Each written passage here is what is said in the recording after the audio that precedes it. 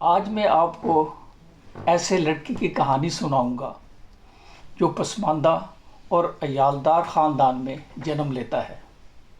اس کی والدہ چھوٹی عمر میں ہی اسے چھوڑ جاتی ہے اور یہ کوئی سوچ بھی نہیں سکتا یہ یتیم لڑکا فوجی افسر بنتا ہے، وکیل بنتا ہے اور آخر کار امریکہ میں سپیریئر کورٹ کا جج بن جاتا ہے۔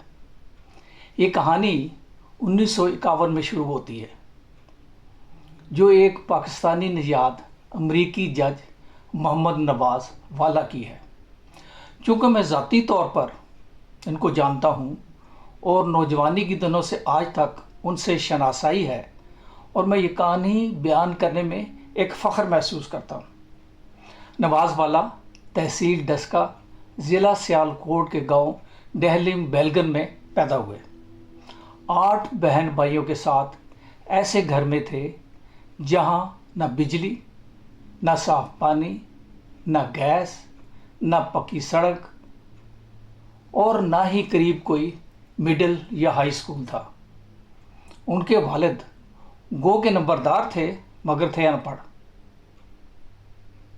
مگر بیٹی کی تعلیم کے لیے بے حد خواہش مند۔ بچپن سے ہی نواز والا کو پڑھائی کا جنون کی حد تک شوق تھا۔ روزانہ میلوں کا سفر کر کے انٹر کے امتحان کے بعد آخرکار ان کو لائل پور ایگریکلچر یونیورسٹی میں داخلہ مل گیا، جو ایک اہم کامیابی تھی، لیکن یہ ان کا ٹھکانہ نہیں تھا۔ پڑھائی کے تیسرے سال وردی کی چمک دمک نے ان کو پاکستان ملٹری اکیڈمی میں کمیشن کے لیے بھیج دیا۔ آخرکار 1974 میں 2 سال کی سخت ٹریننگ کے بعد بطور سیکنڈ لیفٹیننٹ ایک توپ خانے کی یونٹ میں کھاریاں تعینات ہو گئے، پھر کراچی اور وہاں سے لاہور۔ گاؤں کی سیاست، لوگوں کے باہمی مسائل اور قانونی پیچیدگیوں کے لیے ان کے والد صاحب کا عدالتوں، وکیلوں اور ججوں سے واسطہ رہتا تھا۔ اسی بنا ان کی والد نے کالے کوٹ اور کالے لبادے کی اہمیت جان لی تھی۔ وہ براہ راست تو نہیں، اپنے ایک مشہور دوست وکیل کی وساطت سے کپتان صاحب کے دل میں وکیل بننے کی خواہش کا اظہار کر چکے تھے۔ دیکھیے خدا کیسے راستے چنتا ہے۔ جو ہی لا کالج سے گریجویشن کی، ان کا تبادلہ بطور میجر وطن کی سرحدوں کی حفاظت، شر پسندوں کی سرکوبی اور سمگلنگ کی روک تھام کے لیے بلوچستان ایران کے مند بارڈر پر مکران سکاؤٹس میں ہو گیا۔ یہ گرم سرحد شر انگیز کارروائیوں سے بھری پڑی تھی۔ یہ 1986 کی ایک صبح تھی جب میجر والا نے انٹیلیجنس کی اطلاع پر شرپسندوں اور اسلحہ کے سمگلوں پر چھاپا مارا۔ جو ہی شرپسندوں کے ٹرک پاکستان کی سرحد میں داخل ہوئے، انہوں نے اپنے 8 ساتھیوں کے جتھے کے ساتھ کلاشنکوف اور جدید اسلحہ سے بھرے 18 ٹرکوں پر دھاوا بول دیا۔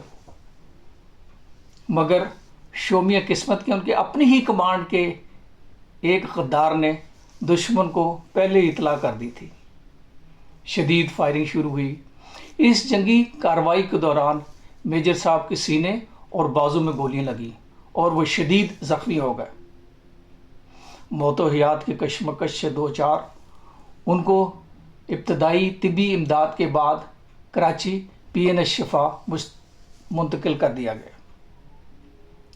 شرپسند تمام اسلحہ اور ٹرک چھوڑ کر بھاگ گئے۔ میجر صاحب کے 2 سپاہی بھی وطن پر قربان ہو گئے اور میجر صاحب کو بہادری کا تمغہ بھی دیا گیا۔ یہاں سے ایک نیا سفر شروع ہوتا ہے۔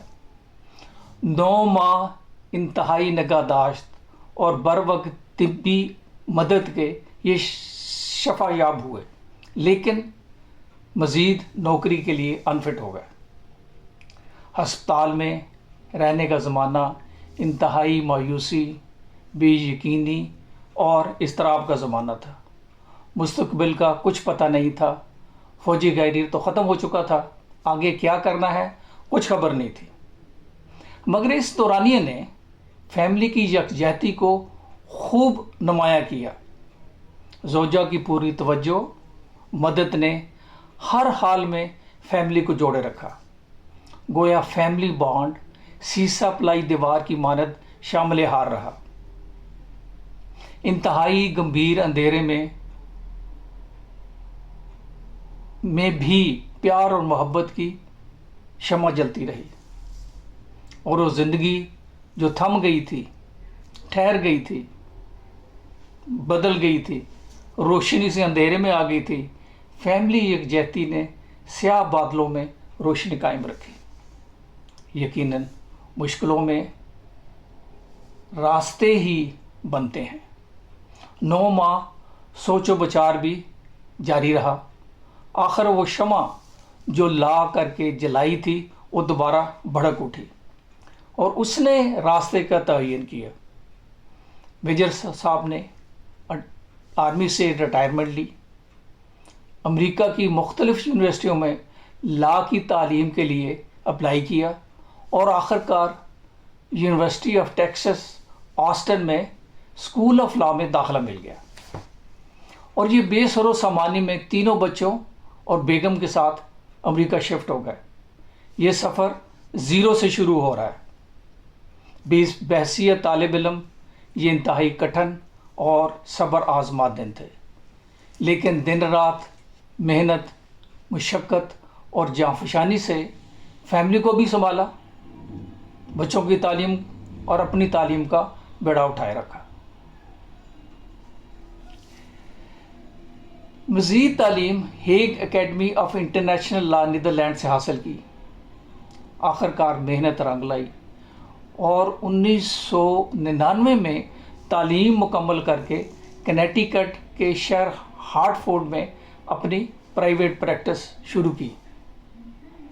اپنی محنت، شاندار کارکردگی اور بہترین شہرت کی بنا ریاست کے گورنر جوڈی ریل نے 2010 میں ریاست کی سپیریور کورٹ کا جج مقرر کر دیا۔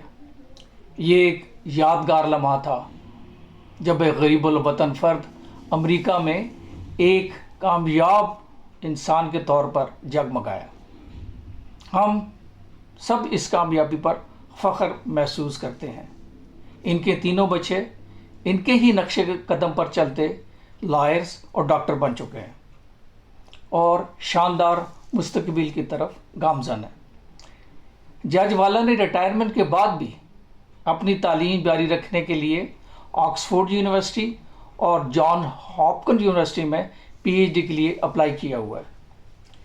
پاکستان میں بھی نسٹ میں کچھ ماہ پاکستان میں پڑھانے کا پروگرام بھی ہے۔